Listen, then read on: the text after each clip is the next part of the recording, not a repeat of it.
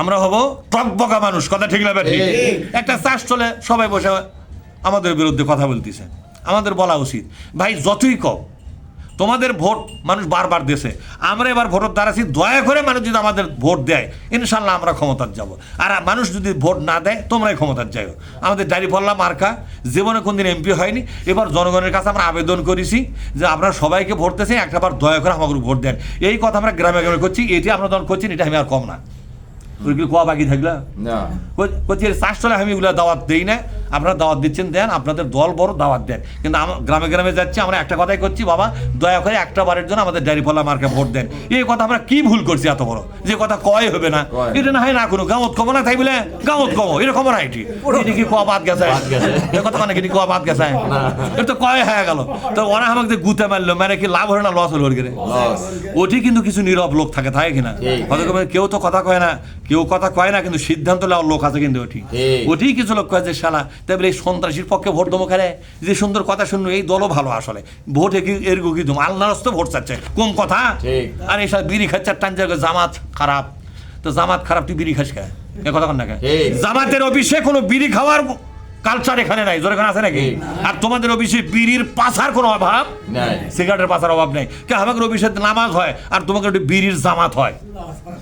বিড়ির কি হয়? সিগারেটের জামাত মানে বোঝেন? এটা আমরা 10-12 জন লোক জামাতে নামাজ পড়ি, ওরা 10-12 জন লোক একসাথে ওরা সিগারেট খায়, তাহলে সিগারেট খাওয়ার জামাত হয় কেন?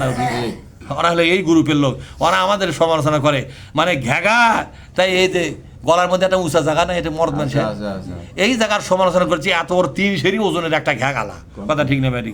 বলছে তোমরা জামাতের লোকে দিয়ে গলার মাঝখানে সামান্য না উঁচু বলার ইয়ার লাগাল, ইয়ার লাগাল উঁচু, এটা তো সবারই আছে, তো তোর যে গলার মধ্যে 3 কেজি ওজনের ঘ্যাক ঝুলিচ্ছে সেটা দেখছো, কথা ঠিক না ভাই? ঠিক ঘ্যাক ঢেকে দিয়ে তুই গলার মধ্যে উঁচা জায়গার সমালোচনা করছো কে রে?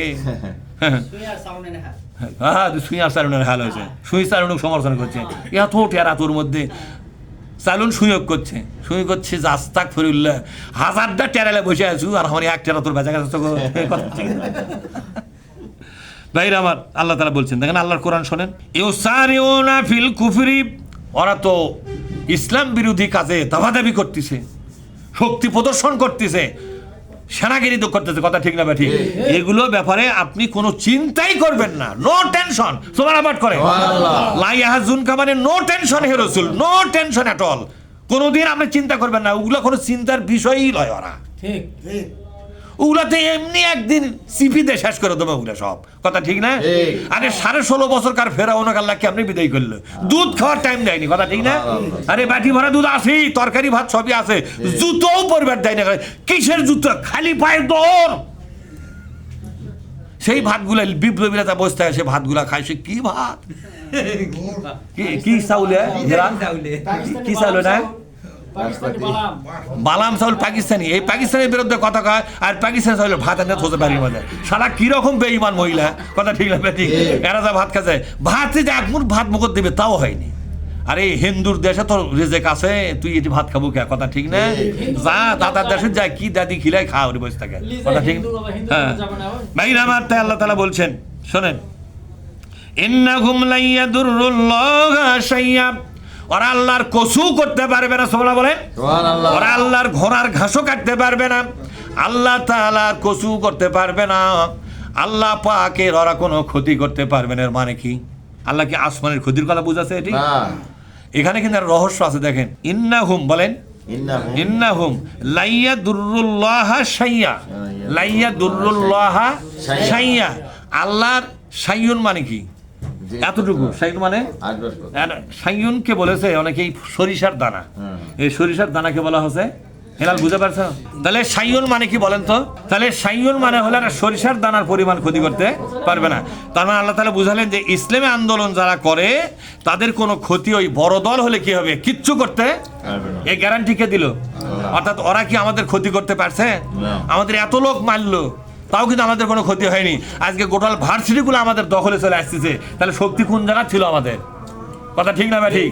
এই সাহায্য কে করবে? আল্লাহ, আল্লাহ করবে। আল্লাহ তাআলা সর্বশেষ বললেন এই আয়াতে যে ইউরিদুল্লাহু আল্লাহ ইয়াজআলা লাহুম হাজ্জান ফিল আখিরাহ, আল্লাহ তাআলা ওই সমস্ত বড় দলের জন্য আখিরাতে কিচ্ছু রাখেন নাই, তারা কিছুই পাবে না। ওয়ালাহুম আযাবুন আযীম। এবং ওই বড় দলগুলো আজকে যারা ইসলামের বিরুদ্ধে লেগে পড়েছে, কিয়ামতের ময়দানে সবচাইতে ভয়াবহ আযাবটা তাদেরকে দেওয়া হবে। নাউযুবিল্লাহ বলেন। যারা ইসলামের আন্দোলনের ক্ষতি করতে চায়, ইসলামী বিজয়কে ঠেকাবার চায়, ইসলামী শাসন ব্যবস্থা কায়েম বন্ধ করতে চায়, ইসলামী শরীয়তের সরকার যারা কায়েম বন্ধ করতে চায়, আল্লাহ বলছেন কিয়ামতের ময়দানে আমি তাদেরকে জান্নাতের কিচ্ছু দেব না, বরং জাহান্নামের সবচাইতে ভয়াবহ আযাব আমি তাদেরকে ঢুকায় দেবো। নাউযুবিল্লাহ বলেন। মহাবিশ্বের মালিক আল্লাহ তাআলা এতটুকুন কথা থেকে আমাদের শিক্ষা গ্রহণ করার তৌফিক দিন করেন। আমিন। আসসালামু আলাইকুম ওয়া রাহমাতুল্লাহ।